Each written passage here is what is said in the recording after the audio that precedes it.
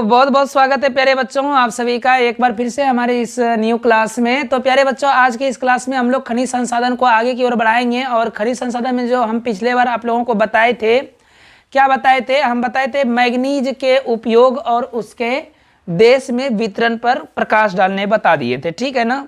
आप लोगों का जो बिहार बोर्ड का एग्जाम होता है, इस एग्जाम में आप लोगों का पूछा जाता है मैग्नीज का उपयोग, या तो बॉक्साइट का उपयोग, या अभ्रक का उपयोग, या तांबा का उपयोग। कोई ना कोई एक क्वेश्चन ये आता है। तो हम पिछले क्लास में आपको मैग्नीज का बता दिए थे और आज हम आप लोगों का कंप्लीट ये बता देंगे। तो यहाँ पे क्लास को ध्यान से समझना है, इससे ऑब्जेक्टिव से भी क्वेश्चन इसमें से पूछा जाता है। तो ध्यानपूर्वक ये सारे बातों को समझना है और यहीं पर याद कर लेना है, ठीक है। तो जब लेट ना करते हुए चलिए हम क्लास को स्टार्ट करते हैं और देखते हैं, जहाँ भी जिसको दिक्कत होगा जल्दी से जल्दी पूछना है, ठीक है ना। तो चलो सबसे पहले यहाँ क्वेश्चन को समझते हैं। क्वेश्चन में क्या कहा कि बॉक्साइट, पहले तो बॉक्साइट क्या है ना, बॉक्साइट नहीं होता है, बॉक्साइड होता है। क्या होता है? बॉक्साइट, ठीक है ना। तो देखो बॉक्साइट सबसे पहले जानते हो क्या होता है तुम लोग? बॉक्साइट एक खनिज है। क्या है ये? खनिज है, ठीक है ना।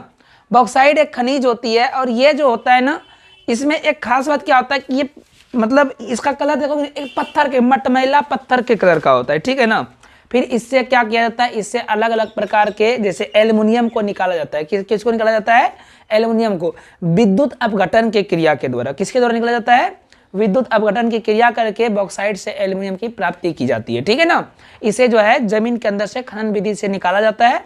ऐसे इसमें बहुत सारी चीजें मिली रहती है बॉक्साइट में।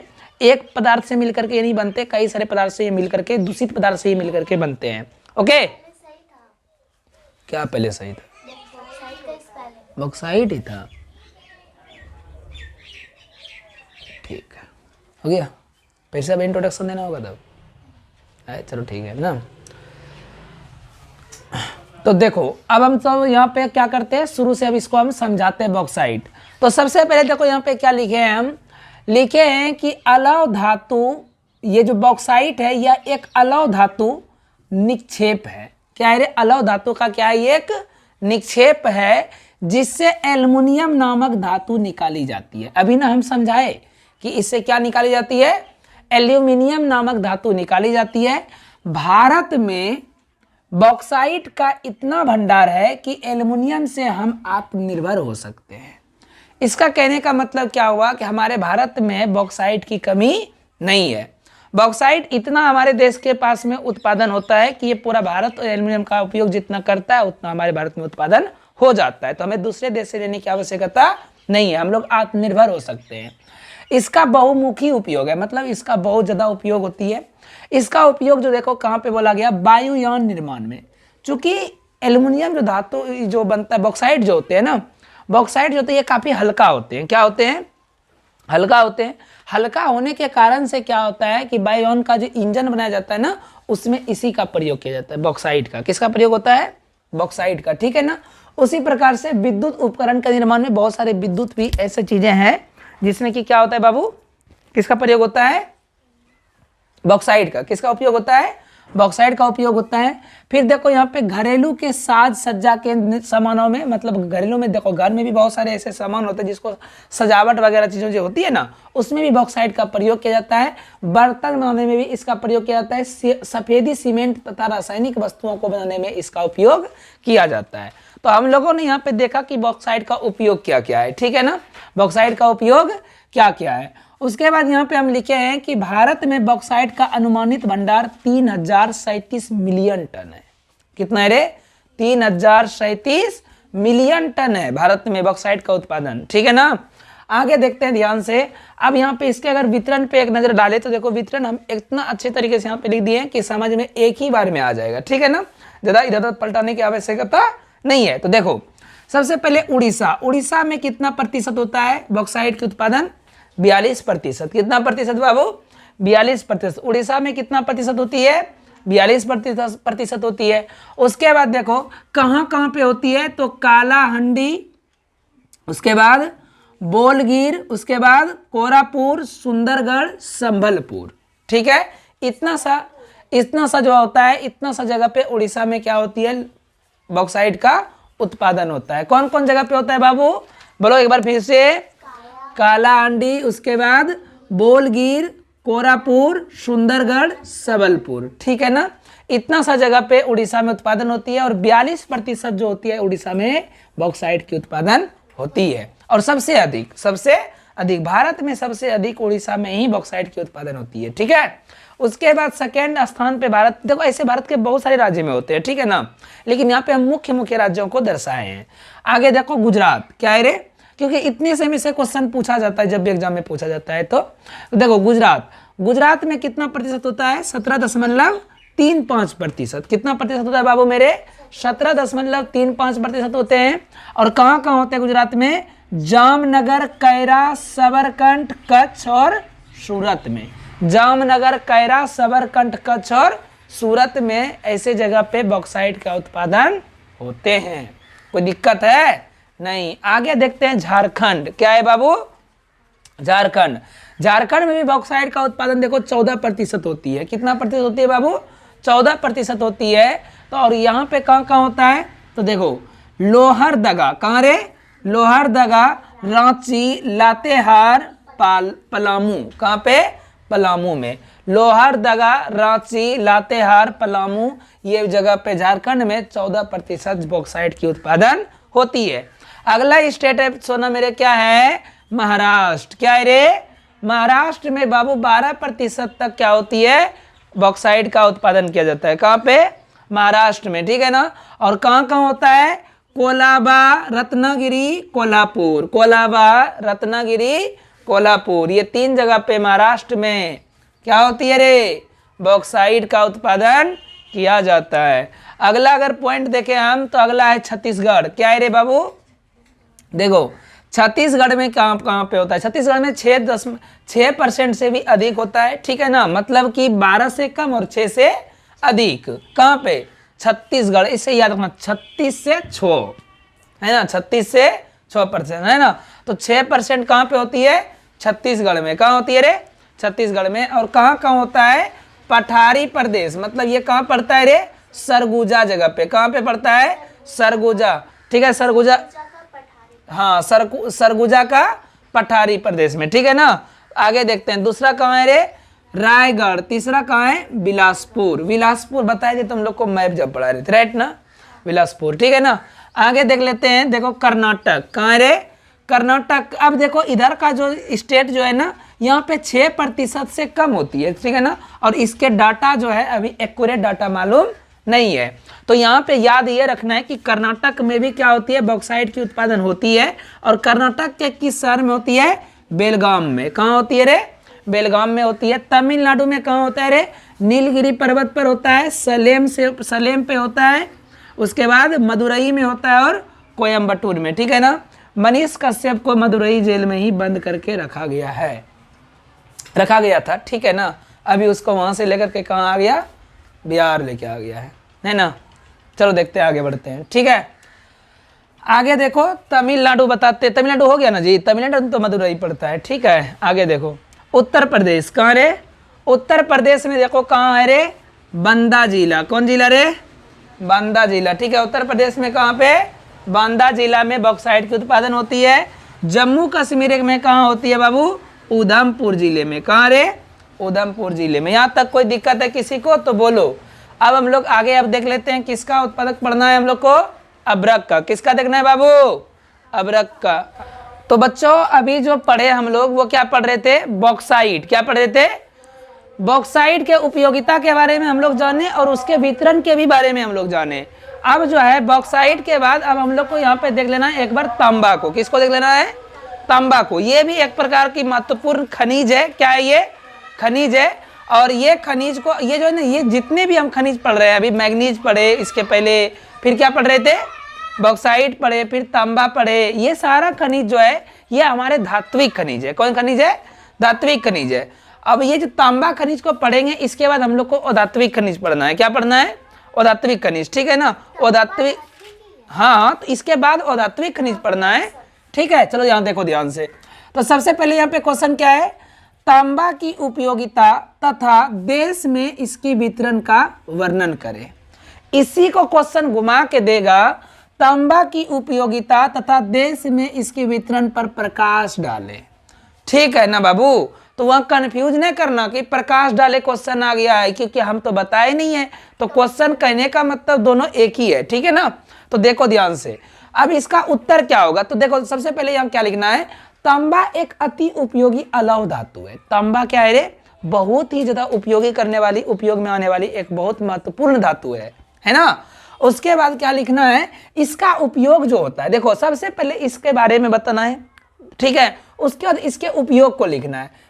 हमारा तांबा का उपयोग सबसे अधिक अगर हम देखा जाए तो ये बिजली के काम में होता है। किस में होता है, बिजली के कामों में। किस में होता है बाबू, बिजली के कामों में। हम यहाँ पे लिखे हैं कि विद्युत उपकरण, बर्तन तथा सिक्के बनाने में इसका उपयोग किया जाता है। किस में रे, विद्युत उपकरण, बर्तन और सिक्के बनाने में इसका उपयोग किया जाता है, ठीक है ना। कोई दिक्कत है। अच्छा, तांबा का उपयोग हम लोग और एक जगह पे करते हैं। तुम लोगों के घर में, सबके घर में कांसा का बर्तन होगा। किसका बर्तन होगा, कांसा का। तो तांबा का ना, तांबे में अलग प्रकार की भी धातु बना मिला करके अलग अलग प्रकार के जो है वस्तुओं को तैयार किया जाता है, ठीक है ना। जैसे कि तांबे जो है, क्या है, तांबा जो है, तांबा में क्या मिलाया जाता है, पीतल को। क्या मिलाया जाता है, पीतल को। तांबा और पीतल को जब मिला देते हैं तो क्या बनता है हमारा, कांसा। क्या बनता है, कांसा। तो वो चीजें क्या हुआ कि तांबे में हम सिर्फ तांबे से ही वस्तु नहीं बनाते हैं, तांबे में अलग प्रकार की भी धातु को मिला करके एक अलग प्रकार की भी वस्तु को बना लेते हैं। इसलिए तांबे काफी उपयोगी चीज है, ठीक है ना। अब देखते हैं यहाँ पे ध्यान से आगे क्या है।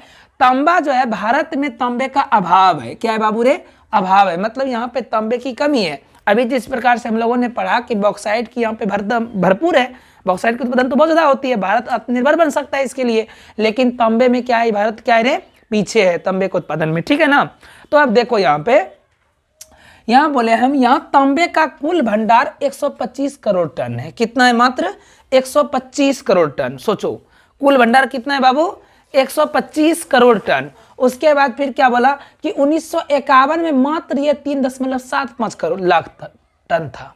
कितना था 1951 में, कितना था, 3.75 लाख टन ही तांबे का उत्पादन भारत करता था, ठीक है। उसके बाद 1990 से 1991, क्या लिखा गया है जी यहाँ पे, 1990 से 1951 कैसे लिखा गया है, 91 होगा यहाँ पे, क्या होगा, 91। 1990 से लेकर 1991 में जो है ये 3.75 लाख बढ़ करके कितना हो जाता है रे, 52.49 लाख टन हो गया।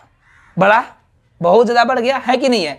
1951 में जो है मात्र 3 लाख था, 3.25 लाख था, जबकि 1990 से 91 में जब देखा इसका डाटा को निकाल करके तो ये कितना हो गया, 52.49 लाख हो गया।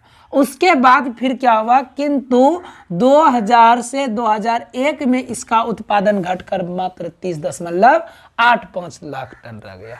मतलब क्या हुआ, पहले तो कितना था, 3 लाख, फिर 3 लाख से कितना हो गया, 52 लाख, अब 52 से फिर कितना हो गया, 30 लाख हो गया। तो ये क्या हुआ, तांबे की यहाँ पे क्या हो रही है, काफी कमी हो रही है। क्या हो रही है, कमी इसके उत्पादन में हो रही है। उसके बाद यहां से एक ऑब्जेक्टिव बहुत इंपॉर्टेंट है, हिंदुस्तान कॉपर लिमिटेड जो है तांबे का खनन एवं प्रगलन का कार्य करती है।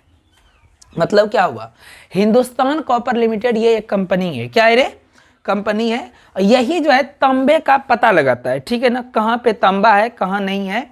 और ये प्राइवेट कंपनी है। कौन कंपनी है, प्राइवेट कंपनी है। और सरकार को अगर, जैसे मान लो सरकार को पता चल गया कि मेरे यहाँ पे तांबा है, किसी जगह पे तांबा है, तो सरकार क्या करता है ना, सरकार अपना पैसा वैसा लगा करके उसको नहीं निकालता है, कंपनी को दे देता है। आप जाइए जाकर के निकालिए, जितना तांबा होगा उसका मतलब कुछ % हमको दीजिए, है ना, कुछ % आप लीजिएगा। तो इस प्रकार से पूरा भारत में जो है तांबे का खनन की क्रिया कहीं भी होगी तो वो कौन करता है, हिंदुस्तान कॉपर लिमिटेड करती है, ठीक है ना। और साथ में उसका प्रगलन का भी कार्य करती है। मतलब कि उस तांबे से क्या हुआ, कोई वस्तु वगैरह अगर बनेगा, है ना, तो वो सारा काम यही कंपनी देखती है, कॉपर का रिलेटेड, ठीक है ना, कोई दिक्कत नहीं। अब यहाँ पे हम लोग इसका वितरण पे एक नजर डालते हैं। किसको डालते हैं, वितरण पर। तो देखो ध्यान से, झारखंड में देखो यहाँ पे क्या है कि हमारा जो बुक जो एनसीईआरटी का है, उस बुक में किसी भी स्टेट का कितना % कौन स्टेट करता है इसका उत्पादन, वो नहीं दिया हुआ है, ठीक है ना, इसका डाटा दिया हुआ नहीं है। तो हम लोग चूंकि इसलिए डाटा दिया नहीं है ना कि ये घटते बढ़ते रह रहा है, बस है, ये अस्थिर है ही नहीं, इसलिए से इसका जो है ना, इसका डाटा को नहीं दिखाया गया है। तो यहाँ देखो ध्यान से, झारखंड में जो है सबसे अधिक होता है तांबे का उत्पादन। कहाँ होता है बाबू, झारखंड में। आज देखो झारखंड के पास में हर एक चीज मिल जाता है कि नहीं है, हर एक चीज उसके पास में है। तो कोई बात नहीं, ये गरीबी, ये बिहार का ये बदनसीबी है, बिहार का क्या है, ये बदनसीबी है, क्या करोगे इसका। चलो देखते हैं झारखंड, ठीक है ना। पूर्वी एवं पश्चिमी में, पूर्वी पश्चिमी सिंह भूमि में होता है तांबे का उत्पादन, और हजारीबाग में होता है और पलामू में होता है। झारखंड में 3 जगह पे, कहाँ कहाँ होता है बाबू, पूर्वी पश्चिमी सिंह भूमि जिला, हजारीबाग जिला और पलामू जिला में। उसके बाद सेकेंड स्थान पे कौन आता है रे, राजस्थान। कौन आते हैं, राजस्थान। अगर क्वेश्चन देगा कि भारत में किस राज्य में सबसे अधिक तांबे का उत्पादन होता है, झारखंड मारना, क्योंकि वो सबसे टॉप में है, देख लो, है ना, समझ में आ रहा नहीं। सबसे कम अगर बोलेगा तो यहाँ महाराष्ट्र मार देना, ठीक है ना। कम का क्या, सबसे कम नहीं पूछ सकता है कभी, सबसे कम नहीं हो सकता है, कोई भी सबसे कम का आंकड़ा नहीं निकला। जैसे मान लो कि कोई पूछेगा, तुम से पूछेंगे भारत का सबसे अमीर आदमी कौन है, क्या कहोगे, अंबानी कहोगे, अडानी कहोगे, इन कहोगे। वही पूछेंगे भारत का सबसे गरीब आदमी कौन है, बता पाओगे, नहीं बता। इसलिए ये सब में कम का आंकड़ा को ध्यान में नहीं रखा जाता है, सबसे हाईएस्ट को देखा जाता है। अब क्वेश्चन भी वही पूछेगा, ठीक है ना। तो देखो ध्यान से, तो सबसे अधिक अगर पूछेगा झारखंड हो जाएगा, क्या हो जाएगा हमारा, झारखंड हो जाएगा। कोई दिक्कत है यहाँ तक। आगे देखते हैं बाबू मेरे, राजस्थान। राजस्थान में कहाँ होता है, खेतड़ी सिंगाना, है ना। उसके बाद क्या है, भेखला में। कहाँ रे, भेखला में। कोई दिक्कत, हाँ, एक के तीनों एक ही है, खेतड़ी सिंगाना भेखला में, राजस्थान में एक ही जगह होती है। मध्य प्रदेश को देखते हैं, मध्य प्रदेश में कहाँ होता है रे, बालाघाट में। कहाँ होता है बाबू, बालाघाट में तांबे का उत्पादन होता है। छत्तीसगढ़ में कहाँ होता है रे, दुर्ग जिले में। कहाँ होती है, दुर्ग जिले में। छत्तीसगढ़ में कहाँ होती है, दुर्ग जिले में होती है। उसके बाद देखो आंध्र प्रदेश में कहाँ होती है रे, खम्मन में, गुंटूर में होती है, करनल में होती है। खम्मन, गुंटूर, करनल। उसके बाद देखो कर्नाटक, अच्छा कुरनूल होगा, हाँ यहाँ पे कुरनूल होगा, ठीक है। आगे देख तो ए बबनी, आगे देखो कर्नाटक, ठीक है, कर्नाटक देखो चित्रदुर्ग, क्या रे, कहाँ होता है, चित्रदुर्ग में, हासन में। कहाँ होता है, चित्रदुर्ग और कहाँ होता है, हासन में होता है। महाराष्ट्र में कहाँ होता है बाबू, चंद्रापुर में होता है। कहाँ होता है, चंद्रापुर में। अब बताते देखो तुम लोगों को, ये तो हो गया कि इसका बताएं हमें अभी तुम लोगों को तांबे के बारे में, किसके बारे में बताएं। यहां तक में क्वेश्चन जो है तुम्हारा धात्विक खनिज खत्म हो जाता है। क्या हो जाता है, धात्विक खनिज खत्म हो जाता है। अब जो अधात्विक खनिज है, अधात्विक खनिज में देखो क्या है कि जिस प्रकार से हम लोगों ने देखा धात्विक की बहुत बड़ा उपयोग होता है हमारे यहाँ पे, होता है कि नहीं होता है, उसी प्रकार से भारत में अधात्विक खनिज के, सॉरी धात्विक खनिज के अलावा अधात्विक खनिज का भी बहुत बड़ा योगदान है। क्या है, बहुत बड़ा क्या है, योगदान है। सन 2000 से लेके 2001 के बीच में जो है भारत में 40 लगभग रखो कि 40 से अधिक जो है अधात्विक खनिजों का व्यापारिक जो है बढ़ा है। मतलब कि पहले जो जितना हो रहा था उससे कितना अधिक हो गया है, 40। कितना रे, 40 अधात्विक खनिज बढ़ गया भारत में। पहले इतना अधात्विक खनिज नहीं था, लेकिन 2000 से लेकर 2001 के तक में ना क्या हुआ कि अधात्विकों की भी संख्या क्या होगी, भारत में बढ़ गई। अधात्विक का उत्पादन भी बढ़ गया भारत में, ठीक है। तो जिसमें कि सबसे पहले जो आया, सबसे अधिक कौन होता है, अभ्रक होता है। कौन होता है बाबू, अभ्रक हुआ, चूना पत्थर हुआ, तुम्हारा डेमोनाइट हुआ, सॉरी डेलोमाइट होता है। क्या होता है, डेलोमाइट हुआ, फास्फेट हुआ, ग्रेफाइट हुआ, ये सब क्या है, अधात्विक खनिज है। ये सब का भारत में उत्पादन होता है, ठीक है ना। उसके बाद जिप्सम हुआ, है ना, कौन हुआ, जिप्सम हुआ, मैग्नेसाइट हुआ, कौन हुआ रे, मैग्नेसाइट हुआ। उसके बाद फिर तुम्हारा कौन सा, ये सब चीजें जितना भी अधात्विक खनिज है, ये सब अधात्विक खनिज का भारत में उत्पादन होता है। तो हम लोग कम से कम मुख्य जो मतलब अधात्विक खनिज है ना, उसके वितरण को देख लेते हैं और उसका उपयोग को देख लेते हैं, ठीक है। तो सबसे पहले हम स्टार्ट करेंगे अभ्रक से। कहाँ से स्टार्ट करेंगे बाबू, अभ्रक से। तो बच्चों अब हम लोग यहाँ पे हम लोगों को देखना क्या है, अभ्रक का उपयोग और वितरण देख लेना है, ठीक है ना। उसके बाद एक और हमारा इंपॉर्टेंस रहेगा चूना पत्थर एवं उसका उपयोग और साथ में उसका वितरण। क्या देखना है, वितरण, ठीक है ना। क्या बात है रे, क्या दिक्कत है, वहां क्या खड़ी है, वहां बैठो जाकर के, तुम बैठो, क्या दिक्कत है, कितना चमक रहा है, हटो तो, कुछ नहीं हो रहा है। उतना सा लगता है कि 3D रूम में है। चलो यहाँ पे शुरू करें, देखो।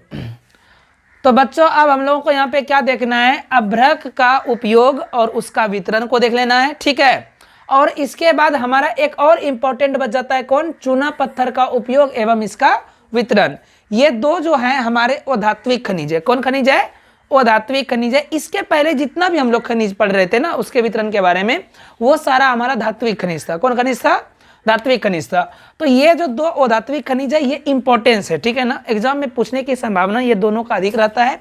तो ध्यानपूर्वक ये दोनों खनिज के बारे में समझो, ठीक है। तो देखो सबसे पहले हम बात करते हैं अभ्रक की। किसकी बात करते हैं बाबू, क्योंकि सबसे अधिक उत्पादन जो होता है ना अभ्रक की होती है। किसकी होती है, अभ्रक की। तो देखो ध्यान से, विश्व में भारत अभ्रक उत्पादन में अग्रणी देश है। कौन देश है रे, अग्रणी देश है। कौन सा देश है बाबू, अग्रणी देश। अग्रणी मतलब क्या हुआ, सबसे आगे, सबसे क्या है, आगे है। मतलब पूरा विश्व में सबसे अधिक उत्पादन भारत ही करता है। किसका रे, अभ्रक का। किसका करता है बाबू, अभ्रक का, ठीक है ना। उसके बाद देखो इसका उपयोग जो होता है इलेक्ट्रॉनिक उद्योग में होता है। कहाँ होता है इसका उपयोग, इलेक्ट्रॉनिक उद्योग में। क्या होता है जानते हो, क्योंकि अभ्रक जो होता है ना ये विद्युत का कुचालक होता है। क्या होता है, कुचालक। इससे क्या होता है, करंट फ्लो नहीं करता है। जब हमको कहीं भी कोई जगह पे विद्युत को रोकने का जरूरत पड़े ना तो वहां पे हम अभ्रक का प्रयोग कर देते हैं। किसका प्रयोग कर देते हैं, अभ्रक का। इसका बेस्ट एग्जांपल हम शायद एक बार तुम लोग को बताए थे, आयरन में होती है। किस में होती है, आयरन में। आयरन का जो निचला जो सतह होता है वो गर्म होता है और इसके उसी के जस्ट ऊपर में क्या रहता है, उसका रोड रखा हुआ रहता है, ठीक है ना। तो इस दोनों को अलग करने के लिए किसका प्रयोग होता है, अभ्रक का प्रयोग होता है, ठीक है ना। उसके बाद देखो यहाँ पे ध्यान से, भारत में अभ्रक का कुल भंडार 59,065 टन है। कितना है रे, 59,065 टन है। 2002 से 2003 में इसका उत्पादन 1217 टन था। मतलब क्या हुआ, अभी इसका काफी उत्पादन में वृद्धि हो गया। क्या हो गया, काफी क्या हो गया, वृद्धि हो गया। बिहार झारखंड जो है पूरा भारत में सबसे अधिक अभ्रक का उत्पादन होता है। कहाँ पे, बिहार और झारखंड में। पूरा भारत का 80% अभ्रक का उत्पादन जो है वो बिहार और झारखंड ही करता है, ठीक है। तो अब हम लोग यहाँ पे देख लेते हैं कि आखिर बिहार के कौन कौन से ऐसे जिले हैं, झारखंड के ऐसे कौन कौन से जिले हैं जहाँ पे अभ्रक का उत्पादन सबसे अधिक होता है। तो बिहार में याद रखना, बिहार में गया जिला। कौन जिला बाबू, गया जिला। उसके बाद फिर कौन है रे, मुंगेर। उसके बाद फिर कौन है, भागलपुर। ये 3 ऐसे डिस्ट्रिक्ट है बिहार में जहाँ पे अभ्रक की उत्पादन होती है, ठीक है। उसके बाद देखो ध्यान से यहाँ पे समझो, उसके बाद यहाँ पे देखो, छोड़ो कोई दिक्कत नहीं। झारखंड देखो, झारखंड, झारखंड में इसका उत्पादन कहाँ होता है, धनबाद में, पलामू में, रांची में और सिंहभूम में। कहाँ होती है, झारखंड में कहाँ कहाँ होती है, धनबाद में, पलामू में, रांची में, सिंहभूम में, ठीक है। ये 3 जगह पे झारखंड में उत्पादन होती है। और बिहार में इसकी उत्पादन कहाँ होती है, मुंगेर में, गया में और भागलपुर में। कहाँ रे, मुंगेर, गया और भागलपुर में, ठीक है। उसके बाद देखो ये तो हुआ 80%, यहाँ दोनों हो जाता है। उसके अलावा भी भारत में जो 20% जो होता है वो राजस्थान और आंध्र प्रदेश में होती है। कहाँ होती है, राजस्थान और आंध्र प्रदेश में। राजस्थान में जो अभ्रक का उत्पादन होता है बाबू वो कहाँ कहाँ होता है, जयपुर, उदयपुर, भीलवाड़ा, अजमेर, ठीक है। ये 4 जगह पे होता है राजस्थान में, ठीक है। कहाँ कहाँ बोले, जयपुर, उदयपुर, भीलवाड़ा, अजमेर। उसके बाद आंध्र प्रदेश में सिर्फ एक के वो याद रखना, नेल्लोर में। कहाँ पे होती है, नेल्लोर डिस्ट्रिक्ट में, ठीक है ना। आगे बढ़े हम लोग, आगे अब देखो अगला जो क्वेश्चन है कि चूना पत्थर का उपयोग एवं वितरण पर प्रकाश डाले। चूना पत्थर एवं उसके वितरण पर प्रकाश डाले। चूना पत्थर की उपयोगिता एवं उसके वितरण पर प्रकाश डाले। तो देखो चूना पत्थर का उपयोगिता, तो यहाँ क्या लिखे हम, भारत के चूना पत्थर का 76% सीमेंट क्या बनता है बाबू, इसका उपयोग किस में होता है, 76% किस में होता है, सीमेंट में, ठीक है। 16% लौह इस्पात में। 16% किस में होता है बाबू रे, लौह, मतलब लोहा का इस्पात जो बनाया जाता है ना, लौह इस्पात जो बनाया जाता है उसमें 16% चूना पत्थर का प्रयोग होता है, ठीक है ना। और बाकी का जो शेष 4% जो बचा ये रासायनिक उद्योगों में होता है। अच्छा शेष आगे है, अच्छा शेष का 4% जो है ये उर्वरक में, कागज में, चीनी उद्योग में इसका उपयोग होता है।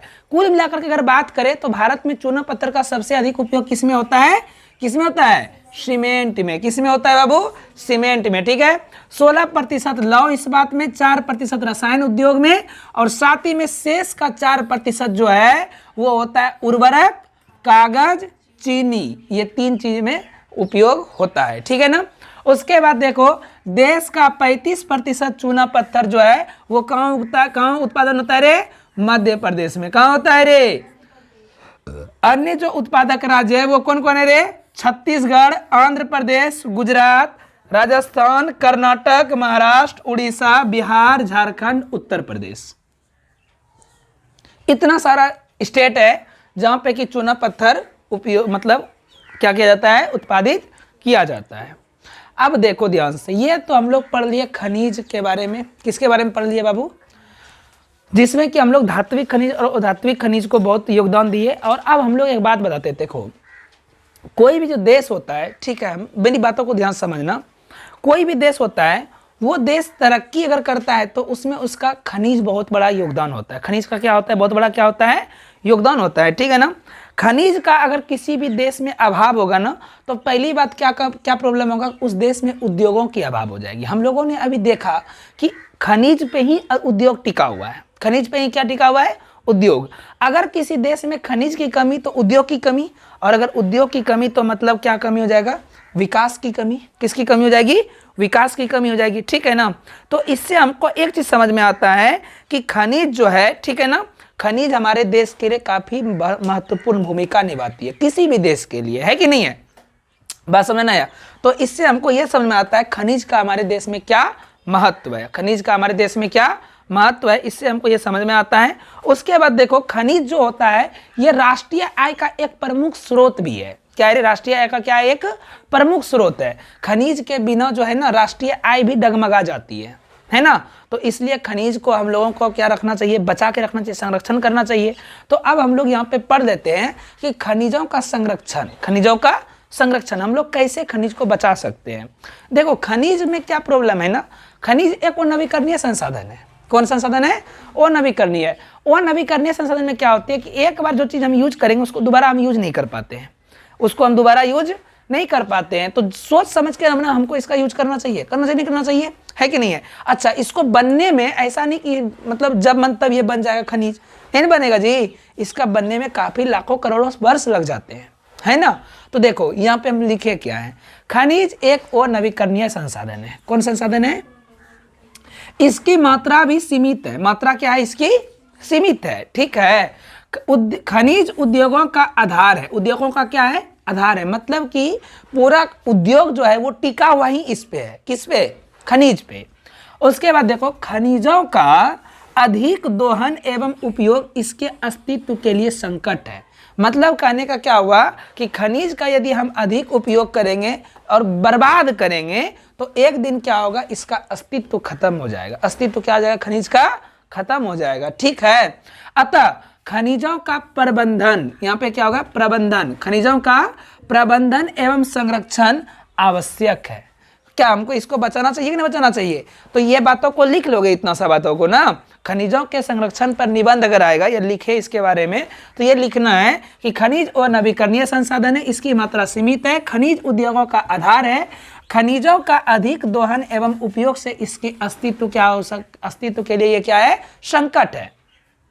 अतः खनिजों का प्रबंधन एवं संरक्षण आवश्यक है। अब देखो खनिज संसाधन का जो हम उपयोग करते हैं, अच्छे तरीके से अगर उपयोग करते हैं तो ये 3 बातों पर निर्भर करती है। कितने बातों पर निर्भर करती है, 3 बातों पे।